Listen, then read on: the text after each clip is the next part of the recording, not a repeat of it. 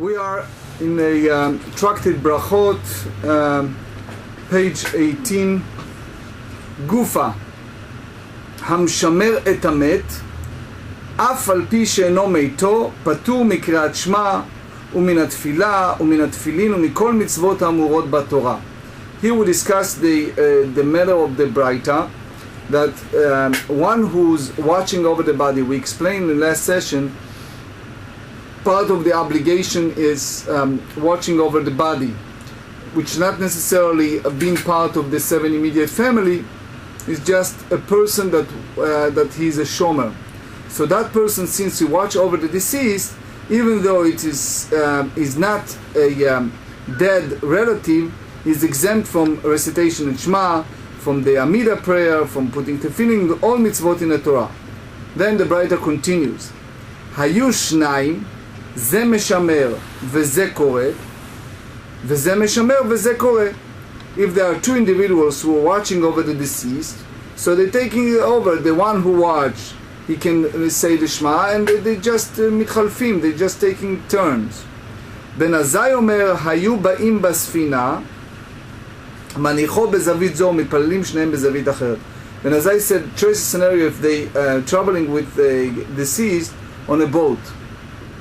So again, it's the whole idea of doing all of this while it's Kvod Hamet, the deceased is there, and it's like he cannot perform this mitzvot, so they are permitted to set the deceased down in the corner of the boat, and both of them can pray in another corner of the boat. It's still considering Shmirat Hamet. Mai Benai, what's the difference between Tanakama to Ben Azai? Amar Ravina chosheshim le'achbarim ika benayu. So in those days it was an issue that part of the concern was mice, that even inside the boat there are sometimes mice. So they're afraid that part of the shmirah, part of the watching over the deceased, is to make sure that the body is staying in respect in full. While you have mice, they can do harm, they can take part. So he says that usually when they are in a boat, it's if you have a situation that people take turns, like a regular situation, then it's not a problem. Somebody is watching over. But if they are in a boat, mar sabay chashinan, mar shavay lo chashinan, which means the Ben Azai maintain that we are not concerned about the mice in the boat, and the other yes. Tanu Rabbanan. So basically, just in a general term, if they are in a boat, some of the poskim hold here that since in those days, in the time of the Mishnah, so they used to bury in the grave and move it from one location to another. Soon we talk about it. So if both of them needs to pray, they can pray in the nets together. But as far as watching over, the best situation is to take turn. Tanu Rabbanan, המוליך עצמות ממקום למקום. The Gemarah now discussed the issue concerning the dignity of the deceased. So they said, if one transport bones from place to place, הרי זה לא יתנם בדיסה קיה, ויתנם על גבי חמור, וירכב עליהם, מפני שנוהג בהם מנהג ביזיון. In those days, they need to transfer the body from one place to another. So one who transports the bones of the deceased, so that's by the way the halacha, he should not ride upon them, right? Why? Because it's minhag bizayon. It's like in a way that it's treated in a sense of disgrace for the deceased. Disrespectful.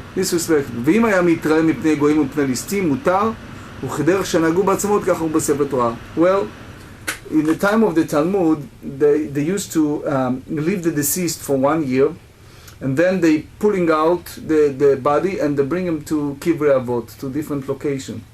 So they basically, this karkia is like those saddle that put on a donkey. If a person sit on them, it's not respectful to the deceased. However, there are situations if you're afraid of the robbery, you're afraid that something will happen to them, etc. So you have no choice, but it's permitted to do so, to sit on the bone of the deceased, right? Why? The front is a robbery. From the back, if you sit on a donkey, if you don't sit on them, they can may run away. The body of the deceased. And they said the same way, as just they said that with regard to bones, they also said in regard to Torah scroll, which means that the Torah scroll, it's all considering the same way that we have kvod hamet, the respect for the deceased. So the same Torah scroll. So if you tell me that ahaya, so with regard to the last statement, the Gemarah asks, to what section of the Braita does the parallel to the Torah scroll refer? If you say that this refers to the first clause of the Braita, pshita, it's obvious. Migra sefer Torah me'atzamot. Is Torah scroll less important than bone of the dead? Ela seifa. So one may not treat the Torah disrespectfully, rather the statement must refer to the later clause of the Braita, which is that the dangerous situations one is permitted to write on the Torah scroll as well, which again, the Rosh elaborate on that, and also the Ran, and he holds that it's better, I just quote him, he said, Adif lipol bidei shabaim velo linhog bizayon b'sefer Torah. It's better to be a captive by those people and not mistreated Sefer Torah. So, in other words, you're allowed to sit on them. Few halachot before we continue on. It's very important halachot. One is from the Rambam in the Sefer Shoftim in Ilchot Avel. He said that one who hamolich atzamot mimakom lemakom, one who transport the bones of the deceased should not ride upon them. However, as long as he does not sit on them, he is permitted to place them on the animal that he is riding. That's the Tosefta. And if he was transporting them through the dangerous area, he may ride directly on them. Shulchan Aruch also said in Yoreh Deah 403 the same. Now regarding to Hamolich Sefer Torah, so the Shulchan Aruch Orach Chaim 282 said, if some Molich Sefer Torah, one transport Torah scroll, meaning one who travel from one place to another with the Torah scroll. So what's the halacha? I must not place it in a sack, on a donkey's back, and ride on it, because for sure it's disrespectful to Sefer Torah. Rather, he should hold it on his lap, opposite in his heart, but he fears of all kind of people, bandits, or etc., right? So he may ride on it. Even in that case, many rabbis hold that they're not allowed to sit directly on the top of Torah scroll. Some hold that it's preferable that the Torah scroll be stolen rather than they have treated in this respect, right? So while others disagree, the Shach and the Bach, there's a machloket. So in dangerous circumstances, all necessary steps are permitted. So it's all depend in the situation. Amar Rachava. Rachava said, Amar Rav Yehuda, on the name of Rabbi Yehuda, כל הרואה המת ואינו מלווהו עובר משום לועג לרש חרף עושהו. You see a dead person and you go to the Dalet Amot, the 2 meters surrounded the dead, and you don't escort. It's like you committed a sin, a transgression due to the verse. There is a verse that said in Proverbs, he who mocks the poor blasphemes his creator. Right? Think about it. Living person, you said, okay, you come to my weddings, I'll go to your weddings. That's right? Is interaction between people. But if he's dead, so what happened? Maharsha said, I don't gain any good out of that, so why bother? So here, the idea is that who commanded us to escort the dead? The creator of the world. So in a sense, if you're not participating in that, you are lo'eg larash cheref oseu. He who mock the poor. Who is the poor? The poor is the dead. He's poor. The poor is possible. So in a sense, you are mocking him. So in a sense, you blaspheme the creator. Because the Creator commanded us is, in a way, the Maharsha explained that in a sense you are not really believe that Hashem will give schar, that Hashem will give a reward for that. Ve'im ilvao mascharo. Now let's go positive. And if he does escort the dead, what is the reward? So we said many times we don't do things for reward, but still it's important to know what's the reward. So again, dal is the indigent, is the poor, is the most indigent person, is the dead person, right? So they said, Amar Rav Asi alav hakatuv, Malveh Hashem chonen dal umechabdo chonen evyon. The proverb said that he who gives, the poor gives a loan to the Lord, and the Lord will repay him. He who oppress the poor blasphemes the Creator, but he who is gracious to the poor honors God, honors him. So it means that you basically honor God because God asked you to do it. And that's the whole idea of faith, that you believe that Hashem gives the reward. Because that's the most poorest person, the dead person, and you do the will of God. So it's like you honor Hashem, you honor God as the Creator. Halacha, Shulchan Aruch Yoredea 361 said, Kol haroeh hamet ve'eno melaveu. One who sees a funeral procession is obligated to escort the deceased from a distance or at least 4 cubits. As less than that, is not considered that he moves at all. But if one failed to escort the dead, he violates the prohibition derived from the Gemarah, from the verse, he will mock the poor. Rabbi Chia ורבי יונתן Havu shakle ve'azle bevet hakavarot. So now the Gemarah tells us about 2 Tanaim, Rabbi Yechia and Rabbi Yonatan, who walk in the cemetery. Hava kashadia techelta de Rabbi Yonatan. It's the tzitzis, the blue string from the tzitzis of Rabbi Yonatan was cast on the ground and dragging across the graves. אמר לרבי חייא, דליה, כדי שלא יאמרו להם, מחר באים אצלנו ועכשיו מחרפים אותנו. So Rabbi Chia said to him, lift it, lift it. So the dead will not say, tomorrow when the day comes, they will come to be buried with us, and now they are insulting us. So soon you see the discussion about, is really the dead familiar with that? But the halacha tells us in Shulchan Aruch in Yoredea 23, they said that tzitzit bevet hakvarot, ritual fringes in a cemetery. So they said, in places where the custom is to attach ritual the tzitzit to one's regular clothing, one may enter the cemetery with the garment, but he must make certain that the tzitzis will not drag over the graves. And that's Rabbi Chia. Nowadays, with the garment, with the tzitzit is designated exclusively for prayer, so one is prohibited from wearing it in a cemetery. Even the tzitzit does not drag across the graves.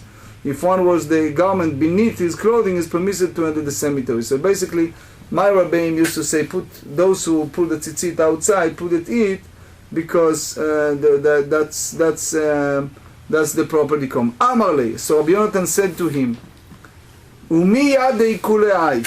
What are you telling me now? That the dead, it's really familiar with all of that.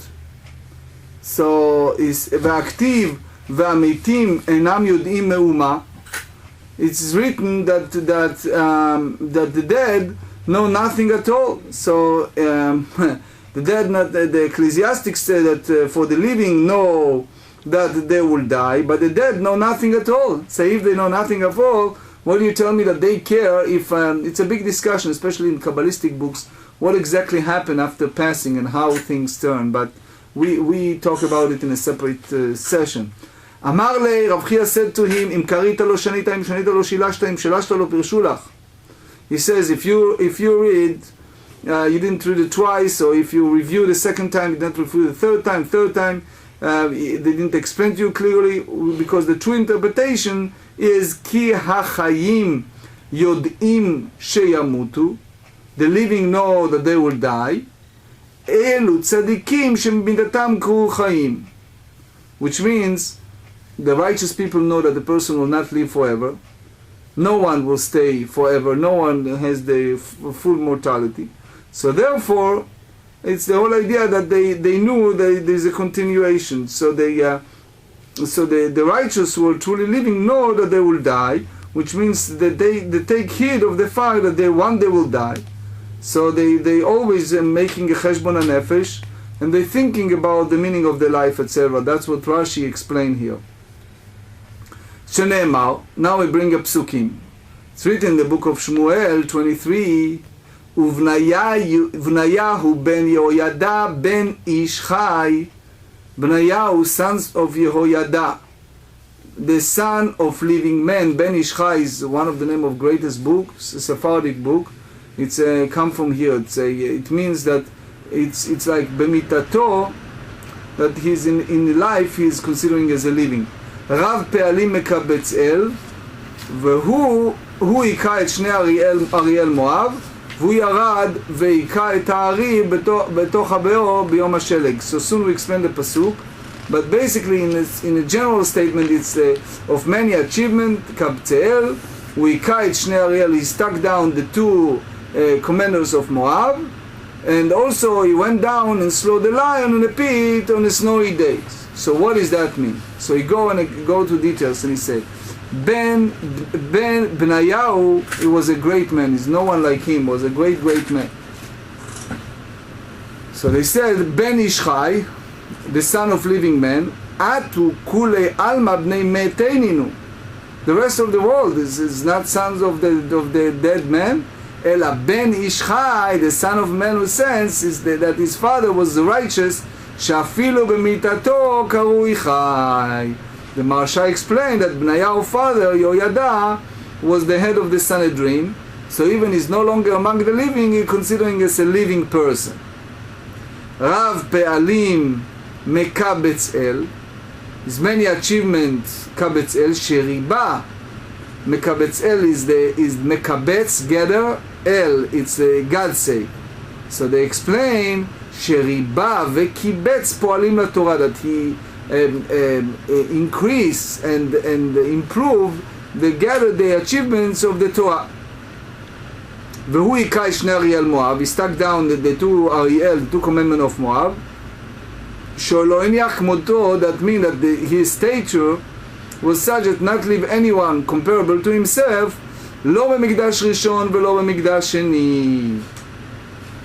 Which means that he was such a great person that there is no one, neither in the first Beit HaMikdash, not in the second one, was comparable to him. הוא היכה את הארי, והוא ירד והיכה את הארי בתוך הבור ביום השלג. So he went down and slew the lion in a pit on a snowy day. איכא דאמרי, some said that it means the tavar gezizei de varda. Okay, that v'nachal v'taval, that he broke to the piece of ice and he went down to the well and immersed himself in the freezing water, which means that the Rashi explained here lekiryo kedei lasok b'Torah. It was a takanat Ezra that someone has the semen come out, he needs to go and make a tvilah before he is davening. So imagine it was a freezing cold ice, and despite all of that he went down and he's duck himself. So I just for a second share with you a very painful story. As you know, I told you once that I'm a grandson of one of the great Hasidic Rebbe. His name is Rabbi Tzvi Hirsch of Zidichoy. Zidichoy was a great Hasidic sect. So the story goes, you can read it in the book called Encyclopedia for the Chachmei, for the wise people of Galicia. It's a book written by Meir Wonder from Hebrew University in Jerusalem. Anyway, he elaborates of my great-grandfather, meaning father. He was a Hasidic Rebbe. He lived in Galicia, in Eastern Europe, and it was a cold February winter, and he never missed one morning in a mikveh. And the story goes that he died young because one day he went to the freezing snow water, and he catch what is called pneumonia. Thank you. Because pneumonia, and he passed shortly. You can read a lot about him, but he was a great giant Hasidic Rebbe, have many followers, and he died because that's exactly what they said here, that he went that he broke through a piece of ice and the form of the water on the winter day, and he went down into the well and immersed himself in the freezing water. So I was thinking about my great-grandfather. Anyway, so Ikra de Amrei, others said it means the Tana Sifra Devei Rav Beyom Desitva. That is that he studied the entire Sifra Devei Rav on the winter day. So Sifra Devei Rav is the part of the Torah Kohanim, it's a part of the halachic part of the book of Vayikra, the book of Leviticus. So that's the name of the Sifra Devei Rav. Rashi here elaborate on that. It says it's Torah Kohanim. It means that's exactly the Rabbinic Academy, but it's also another Rashi in Chulin 66 that expand on that. Anyway, there are other explanations what is the Sifra. It's some say that it's a lion that's said in the Vayikra. Anyway, והמתים אינם יודעים מאומה. So, by the way, when we talk about winter days, so think about Hillel, the story of Hillel that went on top of the roof on a winter day to listen to the Torah. I must again, sorry for digressing again, but God bless him for 120 years of life. My father is now not so well. He was a rabbi of community for 43 years. And before that he was a Rosh Yeshiva. So he studied in Ponevezh Yeshiva, but then he was giving shiur in halacha in Tractate Eruvin all those years. So his order was every morning he went to the mikveh, very early in the morning, and then he used to teach a class in Tractate Eruvin, if I'm not mistaken, around 40 years. And if my memory is correct, he never missed one morning of davening in the shul all his life. I remember even the time that my 3 older sisters got married, he has to rush at the end of the wedding to go back by a train to his synagogue in Haifa in order to teach the class and catch the minyan the next day, even when his own children got married. So he was extremely devoted with this, regardless of the circumstance. He went to the mikveh and he used to teach Eruvin. That was his favorite. He knew Eruvin Tractate. He was in charge for the Eruvin of North Israel for many years in the chief rabbinate, but that was his thing. והמתים אינם יודעים מאומה. So they said that the dead know nothing at all. So here we ask a question, what does that mean, the dead know nothing? So one interpretation, it means אלו רשעים שבחייהם קרויים מתים. It's referred to people who are very wicked. So their life is like dead. In a modern world it's so obvious. You don't need to go to deep explanations. You just go downtown and some places around the world, and almost every city downtown you see people that it's really the lifetime, and the meaning of the life is really dead life, full of emptiness. שנאמר, it's written, ואתה חלל רשע נשיא ישראל, and you corpse of wickedness, prince of Israel. So that's a very puzzling statement. That's from the book of Ezekiel, and it said about Tzidkiyahu. So it's a big question, because the Gemarah said in Erchin, if you remember last year when we studied Erchin, page 7, we said that Tzidkiyahu was the head of the door, Gdol HaDor, and they said that the Messiah is supposed to come. He was the highest level that he can bring the Messiah according to that Gemarah. And here it's turned the opposite way, that he was not right. So the Maharsha explains, I saw it in Maharsha, he brought it here and also in Nedarim, Samechei 65 in the Tractate Nedarim. Maharsha said, it's a famous story, the Gemara tells us about Nebuchadnezzar, the evil Nebuchadnezzar, that he ate a living rabbit, and Tzidkiyahu saw it, and he asked him to take an oath not to tell anybody, and he broke he get a annul from the Beit Din, and he told the people. But basically, even he did it correctly by the procedure, it was still, it's called lechalel dvarcha, that you didn't fulfill, you desecrate your words. So in that sense, you annulled, the Maharsha said, you annulled the oath you gave to even the evil Nebuchadnezzar. So in that area, the Maharsha said that Tzidkiyahu was wrong, and he hold that that's the reason why they call him here Rasha Nesi Israel, the wickedness prince of Israel. But if you prefer, you can derive it from here. Al pi shnayim edim o shlosha edim yumat hamet chayu el hamet miikara. So there are several things. Either you say that it's applied to Prince of Israel.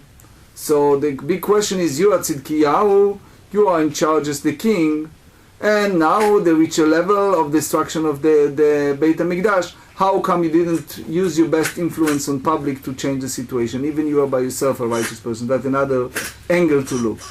Or you said by the testimony of 2 witnesses or 3 witnesses shall the dead person put to death. So it's, the idea is that if he's still alive, why they call him dead?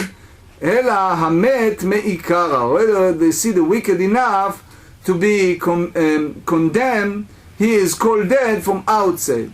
While he's still alive, we still call him as dead. So, in other words, we call it that that the wicked person, even is alive, is considering a dead, because the Gemarah said that the wicked people in their lives they call dead, and righteous is the opposite way. In the dead, they considering alive. You see that we still study things that righteous people, no longer among the living, we still study what they teach us, etc.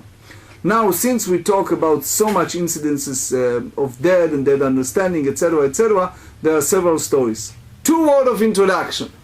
First, if you watch us on YouTube, for those who are not here in this class, those who are just watching us, so is a separate session, if I'm not mistaken, either 1 or 2 separate sessions just over this upcoming 2 paragraph of Gemarah.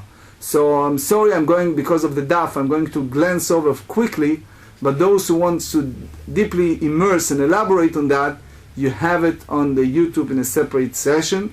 Second point I want to make is, and those points I made also by the others, that with all the interpretation of different Kabbalah and Zoharic interpretation, etc., we're still far away from fully comprehend the upcoming stories. We try our best, but we are also have to remember that we are limited with our ability. We try in our very best.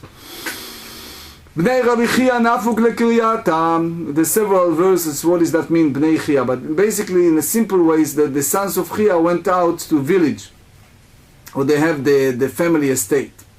Iyakar leu talmidayu, havu kamitzar el adkurei. So, unfortunately, they went to their own businesses, and what happened is the father passed away, and now they have a hard time to remember what they learned. So, havu kamitzar el adkurei, amar lechad lechavre, yada avun be'aitzara. So they try to remember what they studied, they remind each other, they involved so heavily with business, they couldn't remember most of their studies. So one of them said, our father, who's no longer among the living, he knows that we are now in a state of sorrow because of that. So the other said to him, Amar la'idach, menayada v'aktiv yichbedu banav v'lo yada. How you come tell me that dad know what's going on? It's written in the book of Job that his son may attain honor and he still do not know. Amar la'idach, the other respond, he says, v'lo yada. You're going to tell me that the dead doesn't know? It's written in the book of Job that his flesh will pain him and his spirit will mourn for him.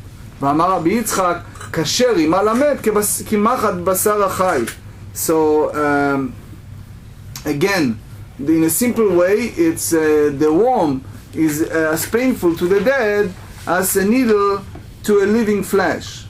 So, in other words, the dead, it's aware of what's going on. So Amrei, so they respond, they said, Betzara didu yade, which means they know of their own suffering. Again, Rashi explained that they understand themselves, their own physical body suffering. Betzara de acharina lo yadad, but they're not aware of any pain of others. Again, we understand in the very best is a separate session for that. Velo, so now is a debate. Is that true that the dead is not aware of what's going on? We're going to show you several examples. One, ועתניא מעשה בחסיד אחד שנתן דידר לעני בערב ראש שנה בשני בצורת והקנתה אשתו והלך ולן בבית הקברות. The story about the pious man, that it was a year of poverty and he was poor and he has the Erev Rosh Hashanah, the eve of Rosh Hashanah, need to buy all the food for the family for the Yom Tov, for the Chag, and this pious man gave it to a poor person. And his wife, rightly so, she gave him a hard time. What you doing? You know, instead of taking this money for the family, for the food, for the Yom Tov, you gave it to a poor person. And she gave him such a hard time, so he ran away from her and he slept in a cemetery. That's a simple way to understand it, especially in the year of Batzor, the year of poverty. So he ran away, and then he was in a cemetery. You know, sleeping in a cemetery, it's not simple thing. It's not something that we encourage. We said that cemetery is the place of tum'ah, that it's not the right place. So the Michtav Meliyahu, the great Rabbi Dessler explained that Rosh Hashanah is the time of judgment, and he called it Dina Kashya, Dina Rachama, which means he called the first day of Rosh Hashanah a Dina Kashya, a hard judgment, which applied to the entire world, a general judgment of the world. And the second is like more compassionate, that is involved with the personal world. That's what he explained. But in short, he heard during Rosh Hashanah, so it's a general discussion over the world, the first day of Rosh Hashanah. So he heard the two spirits of two deceased children, it's a young lady, so young children that passed away. He heard the spirit of one talking to the other. So we have to understand that in the Kabbalistic concept, again, is a separate session, but the Kabbalistic concept, it's a difference between Neshama and Ruach. Neshama is going right away, but the Ruach, the spirit, it stays. So it's a long explanation, but it's like a discussion among those deceased. So one soul said to the other, let's go around and see what's happening in the world. What is the misfortune or what's happening to the world in this coming year? Again, it's a general day of first day of Rosh Hashanah. The other soul, the other spirit said to the other, I can't do that. Why? Because they're buried in a matting of reeds. So again, that's two explanations. One, you go literally, but Maharsha explained that it's a more spiritual concept, that it's the special permission that the nefesh have from the body to depart it, and the soul going up, but it's a special state. You go, since I was buried, either you said I bury above ground, which is one again halachic implication, that you should bury underground, but anyway, I'm not in a state of ability to do it. You go and you will tell me. So the other spirit went and she came back and she said, tell me what you heard behind the curtain. So pargod is part of the mechitza. It's like the separation that is separate. So there's a Gemarah in Ta'anit, we study, if you remember, when we study Ta'anit, that there are 3 times rain comes. One is the first Reviyah, which is the 17th of Cheshvan, then the second one, the third one is Rosh Chodesh Kislev, and then if the third time in Eretz Yisrael you don't see rain, so it is Seder Ta'aniyot, it's a certain section that we have to go out and fast, etc. So part of explanation is go to that idea that is Barad, that it's a time that hail come out. It's one of the plagues in Egypt, right? And the general statement, the Gemarah in Ta'anit said that if it's a strong hail, so it's break all the carbs, right? But if it's a soft, if you planted something that is soft, it doesn't come out strong, so the hail will not destroy it. So here, So because he heard that news that it's going to be heavy barad, heavy hail, so Avalachu v'zara b'rviya shniya, he went ahead and he planted in a certain time the second rain. Shel kol ha'olam kulo laka, shelo laka, the whole world destroyed, but he is not. So he became overnight a rich person, right? לשנה אחרת הלך ולמד בקברות, ושמע אותם רוחות שמספרות זו עם זו. So he liked this idea. He went the second year, most probably voluntarily, at the cemetery, and he heard again the two spirits talk to one another. So what the discussion, so אמרה אחת על חברתה, בוא נשוב בעולם מאחורי הפרגות, ונשמע מאחורי הפרגות, מהפרגות פעל העולם, come and see what's happening behind the curtain and see what's happening this year. misfortunate. אמרה לה, חברתי לו, כך אמרתי לך, אני חולה שאני קבועה במסכת של קנים. Did I tell you that I cannot do it because I was in a meeting of reed? And again, one of the idea in halacha, we derive from that, the whole idea from the book of Samuel and more, that we should bury below ground, not above ground. So in that sense, machzel shel kanim, it means literally that she was buried above ground. But for sure, we said that is out of avenue to understand this Gemarah. אמרה לכי את, you have to go. ומה שאת שומעת בו really, the same story. You go and you come back and you tell me what you heard. הלכה בשעת אהובה, she went and she roamed and returned. אמרה לה חברתי, מה שמעת מאחורי הפרגות?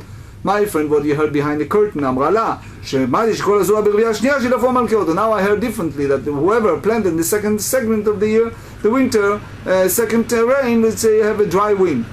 So again, he listened to that, הלך וזרע ברביעה ראשונה. So now he changed his plan, and he planted the first one. של כל העולם כולו נשדף ושלא נשדף. Everyone else, every crop was blessed, but him not.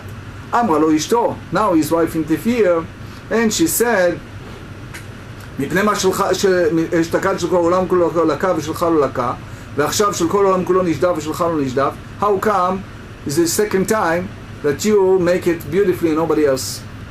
So now he made a terrible mistake. סך לה כל הדברים עליו. He told his wife all the happening, all the whole story. אמרו לא הימים מעוטים, doesn't mean that you should not tell your wife everything. It means that in that case he made a mistake. אמרו לו היו ימים מעוטים עד שנפלה קטטה בין אשתו של אותו חסיד ובין אמה של אותה ריבה. So it happened that right after that it was some type of a fight between this pious man and the mother of the deceased. Riva, it's a young lady that passed away with her mother, most probably die, meaning dying prematurely, and they have a fight, and during the fight, unfortunately, his wife said to the mother of the deceased, אמרה לה, לכי וערך ביתך שהיא קרואה בך 6 שנים. She used a derogatory statement, putting down statement, and she said, come, I'll show you your daughter buried ignoramulously in a matting of reeds. Which means, I know that how dare you say whatever you're saying, look at you bury your daughter above ground in a matter of reeds. So, again, we discussed it in a separate session. בשנה אחרת הלך ולמד בבית הקברות, ושמע אותן רוחות שמספרות זו. The next year he went and he slept in a cemetery. And he heard those spirits conversing with one another. אמרה לה חברתי בואי נשוט בעולם ונשמע מאחורי הפרגות מהפורענות בא לעולם. She tried again, one spirit said to the other, let's come and see what's happening. So אמרה לה חברתי הניחני. She said, my friend, leave me alone. Why? דברים שביני ולך כבר נשמעו מן החיים. That our discussion, the living, already been heard among the living. So you see what happened here. So, Alma Yade. So what's the conclusion for all this story? So not always we understand, but here it's apparently the dead know what is spoken by the living, since the spirit was aware of what her mother had been told. So as a side note, Maharsha said, generally speaking, when you use the word Chassid, who is the term Chassid? So there's very few times in the Gemarah. One is Rabbi Yehuda ben Eloi and one is Rabbi Yehuda ben Bava. So Rabbi Yehuda ben Eloi, according to some Gemarah, it was Ani Marud, he was extremely indigent, very poor person. So how come Chassid is sleeping in a cemetery? It's a place of Tumas. So Ritva said that the whole concept even in Gemarah, it's all dream. It's not a real story of real person. Again, this different avenue we explain. There's this few Kabbalistic hold that is real, but it can go by the Ritva who said it's all dream. And because Rosh Hashanah is a special time, that said is Rosh Hashanah Zman Mesuga Lachalom, is a time of a special dream because it's a day of judgment, etc. And there are some Gemara said that some dream carry meaning. So therefore, it may apply in that avenue. Dilma ini shacharina shachib ve'azil amar lehu. So Gemarah rejected this proof and said, maybe is another person died, and he went and he told about it. So again, this is a open-ended question, what exactly involved here. But in a very general statement, they try to prove that the deceased are still familiar with what's happening in this world.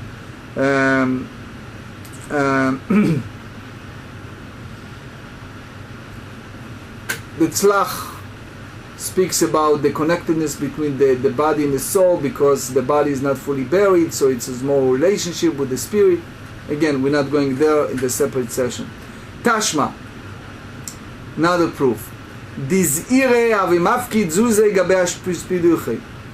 is one of the sages, so he gave some money to landowner, a lady.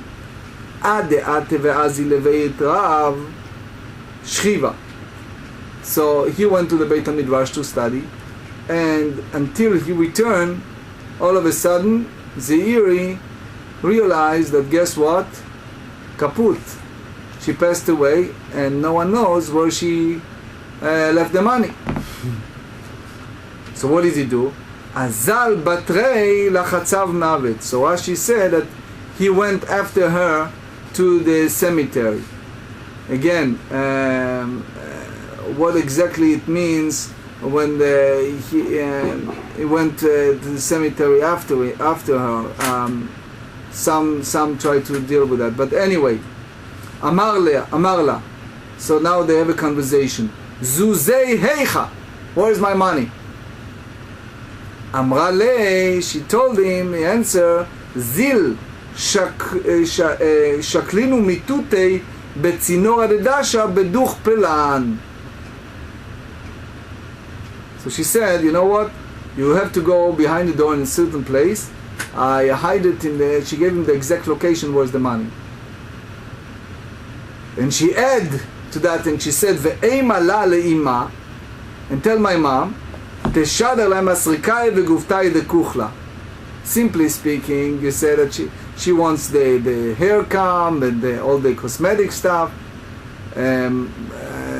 But for sure, many rabbis saw that that's not a just act of morefulness. It's much deeper.